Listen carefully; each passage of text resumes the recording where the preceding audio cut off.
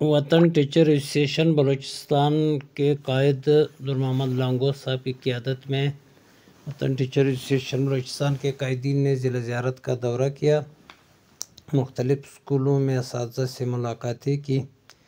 اس وقت میں مرکزی آرگنائزر مولانا سعد اللہ کاکڑ صاحب، وائس چیئرمین کوئٹہ محمد حنیف کاکڑ اور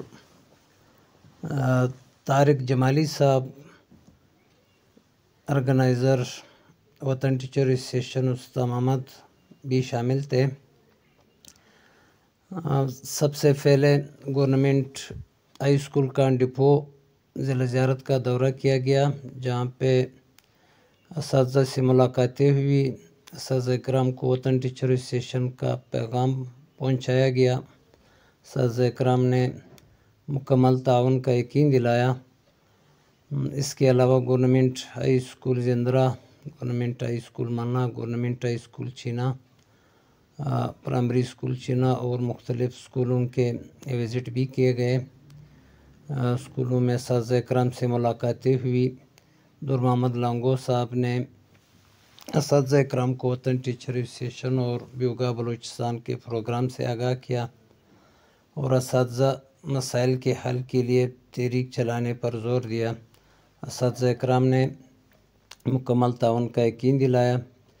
اس موقع پر مختلف اساتذہ اکرام نے وطن ٹیچر ایسوسیشن میں شمولیت کا اعلان کیا۔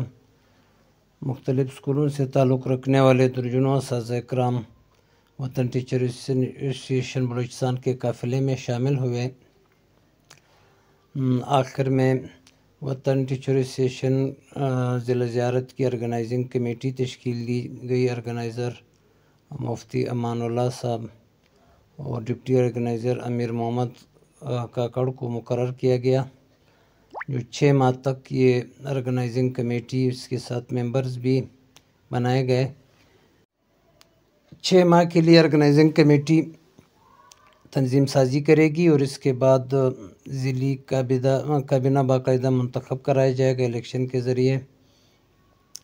نور محمد لانگو صاحب نے خطاب کرتے ہوئے اساتذہ سے کہا کہ اساتذہ کا اتحاد وقت کی ضرورت ہے۔